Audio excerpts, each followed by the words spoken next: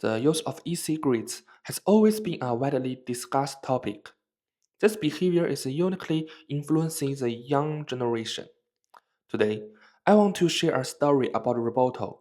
Through this story, we can see how Roberto and his senior, Mike, explore the impact of e-cigarettes on health and society, and how to strike a balance between personal choice and social responsibility.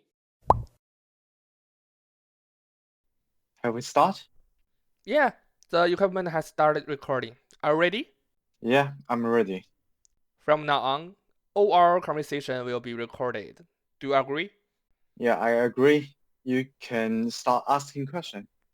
Could you start by introducing yourself briefly?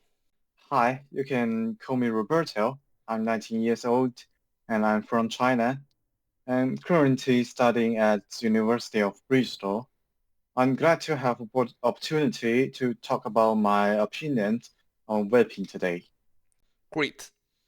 Could you share the story of the first time you went to buy a vape? Of course, it was this month after I turned 18. I went to a store and buy a vape for the first time. Hi, do you have webs here? Yes, are you looking for a device or cartridges? It's my first time buying, so I need both. It's your first time? How old are you? I just turned 18. Oh, I need to check your ID. I mean, I'm already adult. Oh, sorry, I think it's best if I check your ID anyway.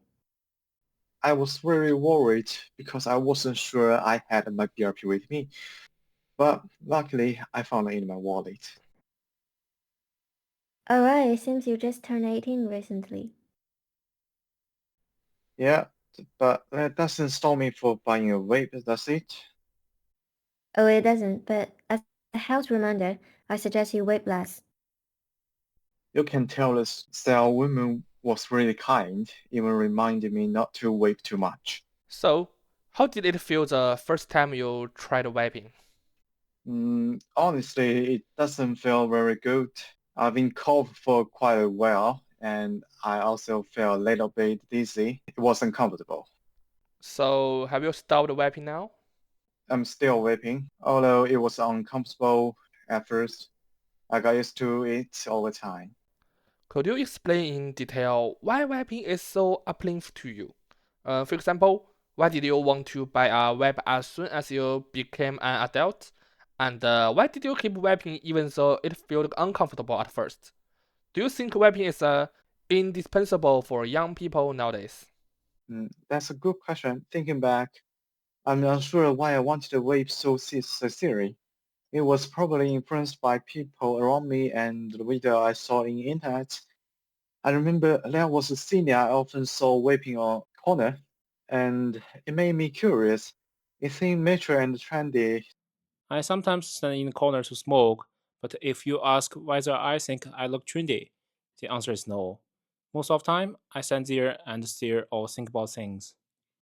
So I bought one as soon as I turned 18. What attracted me wasn't the flavor, but how cool it looked like. I remember the senior teaching me how to vape. He said, "Come on, try it. You're adult now." When he first bought an e-cigarette, he did come to me. At that time, I thought he could try it, but I didn't actively teach him how to use it, because I think smoking is not a good thing for him. I took a puff and nearly coughed my lungs out. It felt like my throat was on fire. Oddly enough, that made me keep going, probably to prove I can handle it. Over time, it became a habit, not because I like it, but because it was convenient. No lighter, no pungent smell, and you can use it indoor. What's the next question? How do you think vaping is essential for young people? I think Vape is more like adult lollipop. As a kid, we use candy to look cool. Now, it's vapes. For many, it's social things at a party. You see other guys do this and you join it. It's not necessary, but it felt like a modern ritual. You mentioned that your senior and social media had a big influence on you. Do you think that without these cool videos or web ads on social media, you would still see vaping as a symbol of maturity and trendiness, or have you come across any content on social media that made you even more curious about vaping? I must admit, social media is a dream machine, especially when turning original things into trendy must-have. Imagine if one day everyone starts saying that munching a carrot is cooler than vaping.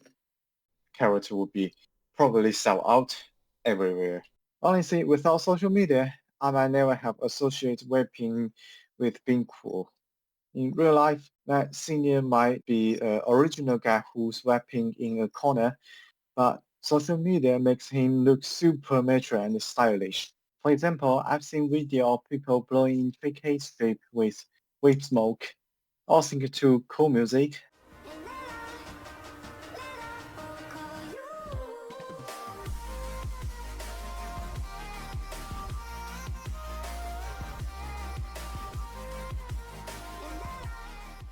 At the time, I thought, if I don't vape, do I even deserve to call myself young? So I tried to copy one of those tricks, blowing smoke rings while spinning around. I failed miserably and almost passed out.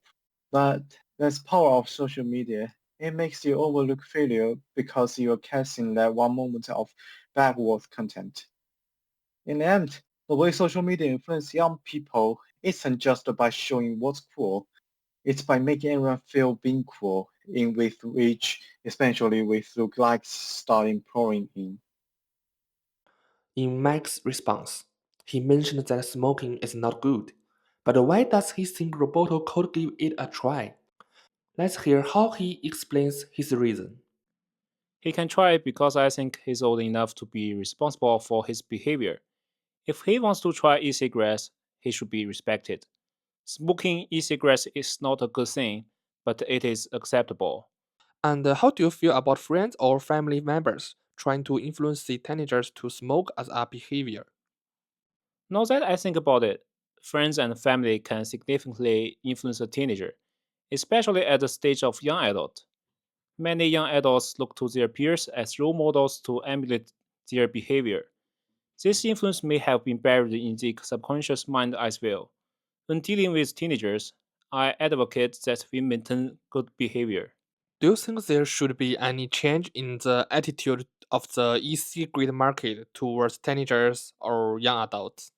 Good question. We could find an interesting episode in Roberto's story that when he was buying the e-cigarettes, he got an advice from the staff that he should smoke less. So, most of people in the society also think that smoking is harmful to health, especially the group of teenagers, if they develop the habit of smoking. Over time, it will cause some damage to the body. Regarding the e-cigarettes market's attitude towards teenagers, I think the age limit is the perfect kind of decision. It can effectively prevent minors from affecting their health because of smoking. Just like the cells in the story, everyone is protecting young people of the world, and I think it is a very good phenomenon. So, my advice to Roberto is the same. I will respect him if he wants to smoke, but I don't want him to be addicted to the e cigarettes. After all, health is the most important thing. From Roboto's story and Mac's advice, we can see that smoking or trying e-cigarettes is not entirely unacceptable, but developing a long-term habit of smoking is strongly discouraged.